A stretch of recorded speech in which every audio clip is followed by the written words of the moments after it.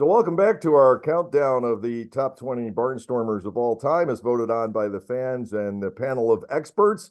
And joining me today is former third baseman Aaron Herr. And Aaron, looks like you got your work clothes on. I know you're a working man now, working for I guess our neighbors at TEC Roofs and still around Lancaster, but you can think back to that time period around 2010, a year before, a year afterwards, and some great times with the Stormers. Yeah, it was always fun towards the end of my career to be able to finish my career in my hometown, and especially still having my uh, grandparents alive and a lot of other relatives in the area. They got to see me play a lot more than when I was with other organizations. But yeah, it was a blast. It seems how time really does fly, though. It's been 13 years since 2010, and it just seems like I can remember games and at bats like it was yesterday. Yeah, that 2010 team, your dad just had a hard time keeping pitching that year, but offensively, that team was probably as good as any that the Stormers have had over the years. You look back at yourself and Jason Perry and Bryant Nelson, Reggie Taylor. That was a loaded lineup. Yeah, we had a really good team, and unfortunately, losing Jason, I don't know if it was midway or a little over midway.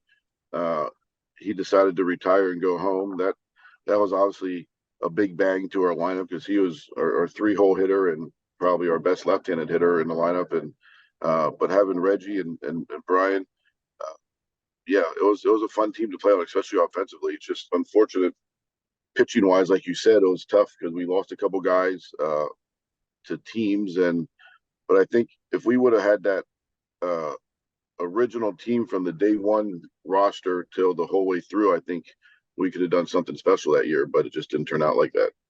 You were almost a Barnstormer in 2005 at the very beginning of the franchise, and then uh, you left to go with was it St. Louis? That I'm having a hard time Yeah, remembering, but uh, just a day or two before the season got underway.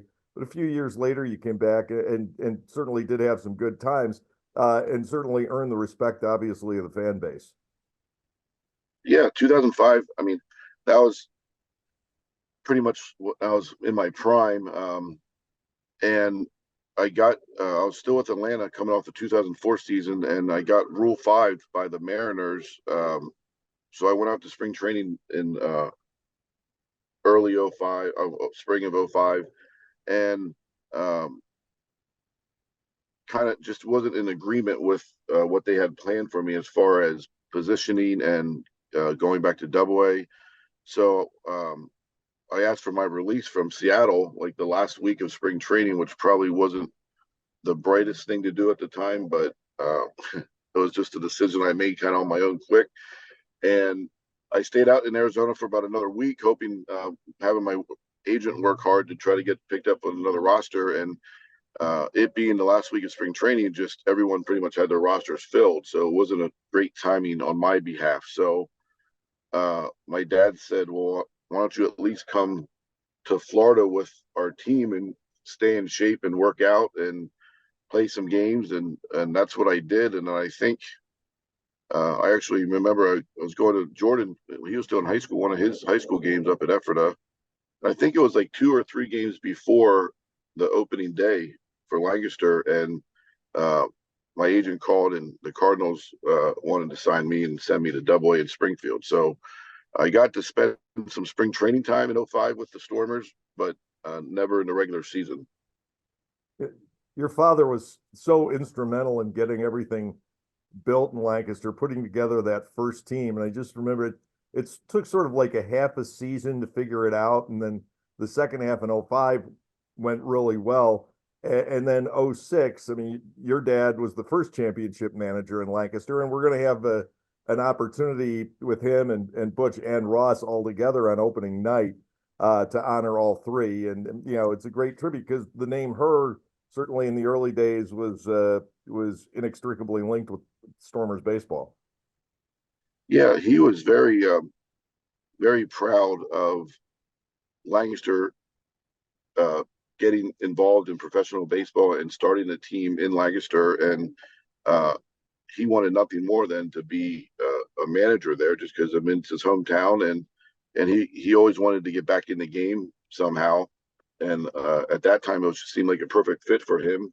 And the level of competition at that time, especially, was tremendous in the Atlantic League. So um, he got to manage the way he wanted to manage and get to pick the players he wanted to pick, uh, and the rest is history. And the fact that they were able to win a championship the second year in the second year of the organization's history is pretty impressive. And he took a couple of young guys in that nobody in Lancaster had heard of before. Ross Peoples and Lance Burkhart lived lived with your folks while you were roaming around the countryside in the Cardinals organization, and you must have had some effect because you look at what Ross has done in Lancaster, you look at what Lance has done coaching in other organizations. You have to think somewhere around the dinner table or whatever, they picked up some things from your dad. Yeah, I'm sure they did. But looking back, Berkey was always, ever since the day I met him, uh, he just had that baseball intelligence that usually catchers hold. And I always felt like he had a little bit of extra than most people. He was very baseball intelligent. He knew how to call a game, and I knew he'd make a great coach and someday manager at some point after his playing time. And Ross, uh, it's hard. I don't think I've ever met a person that doesn't like Ross. So for him to be able to step in and learn from all the coaches and managers that he's been going through, and I knew he'd do a great job, and I knew he'd be a great player manager, meaning like he has his players back, and at the same time, the players I know would respect him just because of his demeanor. You like still coming out to the games. I see you out there from time to time. I see your mom, your dad, your brother. So it's always good to maintain that connection because you guys were so involved in the early days, and it's nice to see it. You still keep kind of a finger on the pulse. Yeah, I mean, my daughter enjoys coming down and walking around. I brought my one dog the one night at dog night this past summer, so that was fun. And I mean, I like to support Ross and uh, and just watch good baseball. It's tough still. I mean, I miss playing, and it's tough to sit up there and watch the game and listening to people critique all the players, thinking this game's easy, and then I just want to open my mouth and tell them it's not easy. But yeah, I mean, it's a beautiful stadium. It's one of the nicest stadiums around Pennsylvania for minor leagues, and it's a great time for people to go out and for a pretty cheap night to watch good baseball and eat some good food. If you were to pick one particular favorite memory during your time with the Barnstormers, because you're actually one of the few players selected for this top 20 list that wasn't somehow involved with one of the championship teams or a playoff team. But if you were to pick one moment in your time with the Barnstormers that you really stands out as being a great moment, what would that be? Well, personally, um, I mean, the most memorable season was 2010. That was my daughter was born like within the first month of when we started, or first couple weeks of the season, and uh, coincidentally, that's when I had my MVP year and kind of went off because I think the day she was born was kind of just like a huge relief, and uh, in the anticipation building up to that, my mind probably wasn't in the games as much as it should be, just because I'm anticipating having my first child and my little girl. And the day she was born, it was uh, like icing on the cake. And I remember I think I took a day or two off, but then I felt like now it's time to go back to work, and I ended up having a great year.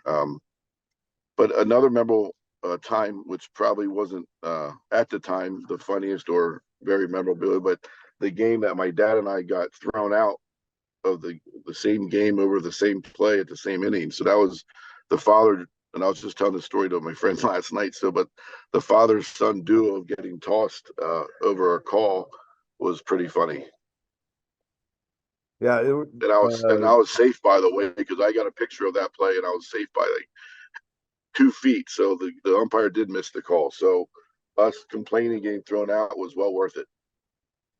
well, Aaron, thanks for taking the time this afternoon, and you've got to get back to work, but hopefully we'll see you out there opening night to sort of begin to celebrate the 20th year of Stormers baseball, but also uh, we're hoping to get a night together where a lot of the guys on this list can all be there on one night. We're trying to work on that. I don't know how well it's going to work out, but hopefully you can join us for more than one of those occasions this year.